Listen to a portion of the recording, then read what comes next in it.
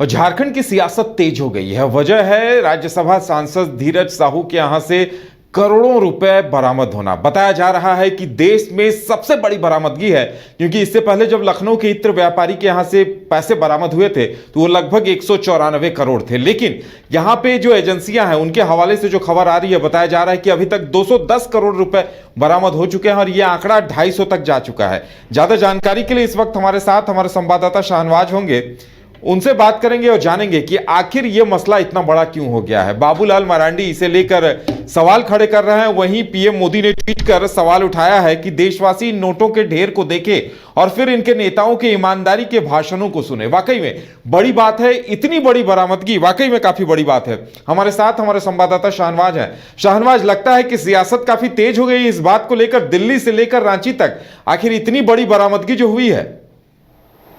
इस बात में कोई शक नहीं है कि बहुत बड़ी बरामदगी है और जो भी इन पैसों को देख रहा है उससे ये अंदाज़ा लगा सकता है कि जो इनपुट से केंद्रीय जांच एजेंसियों की वो किस तरह पुख्ता थे जिसके बाद ये बरामदगी हुई है। लेकिन इससे इतर जो है, जो पॉलिटिक्स हो रही है, जो सियासत हो रही है, वो समझने की ज़रूरत है। जो बरामदगी की खबरें सुबह तमाम अखबारों में छपती हैं, उसके बाद बीजेपी है वो खामोश रहती है।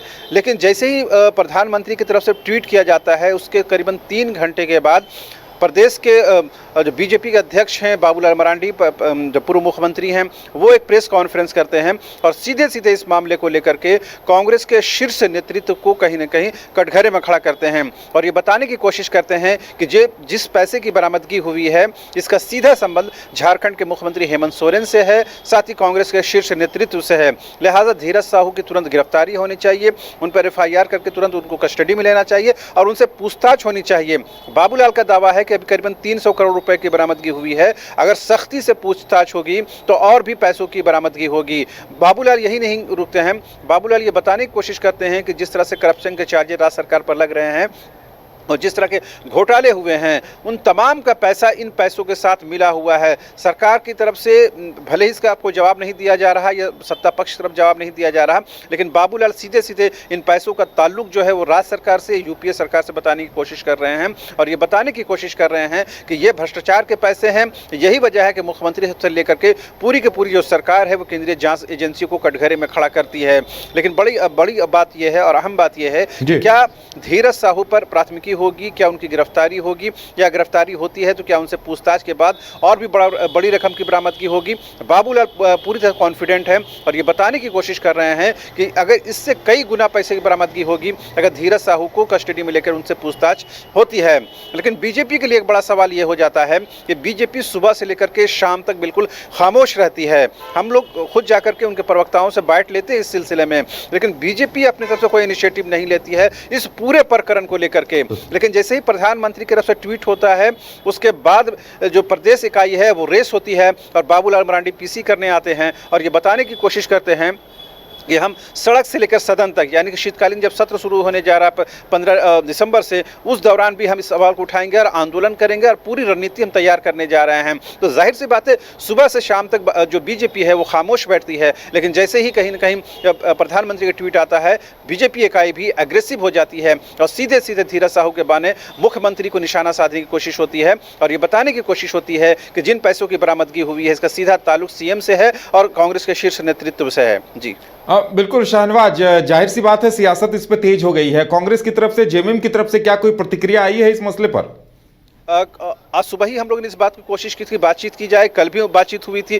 कांग्रेस कहीं न कहीं बचाव की मुद्रा में है और ये बताने की कोशिश कर रही है कि धीरज साहू का जो परिवार है, जो खानदान है, वेल स्टैब्लिश्ड है, वो बड़े कारोबारी हैं, उनके यहाँ पैसे की ज़रूरत होती है, कारोबारी लोग हैं तो पैसे रखते हैं। लेकिन कम से कम जेएमएम की तरफ से ये बताने की ज़रूर कोशिश है कि कैश रखने की जो लिमिट कानून की तरफ से आयद की गई है उसका पालन होना चाहिए। लेकिन इस पूरे प्रकरण को लेकर कहीं ना कहीं जेएमएम जो है वो कांग्रेस के साथ खड़ी नजर आती है और बचाने की कोशिश करती है। और कांग्रेस के प्रदेश अध्यक्ष राजेश ठाकुर कल तक यही बात कह रहे थे कि इससे पहले भी उनके यहाँ IT की रेड हो चुकी है, कुछ हुआ नहीं है और केवल नॉन जो बीजेपी रूलिंग स्टेट है वहां पर इस तरह की कार्रवाई हो रही है। लेकिन आज जिस तरह से बीजेपी ने कड़ा रुख अपनाया और एग्रेसिव होकर के बाबूलाल मरांडी ने कहा है, अब देखने वाली बात ये होती है कि सड़क पर किस तरह का आंदोलन होता है और सदन जब शीतकालीन सत्र शुरू होगा तब किस तरह की बातें रखी जाती हैं। जी, यानी जाहिर सी बात है अब इन तमाम चीजों को लेकर सियासत और तेज होगी, वार पलटवार का दौर भी तेज होगा।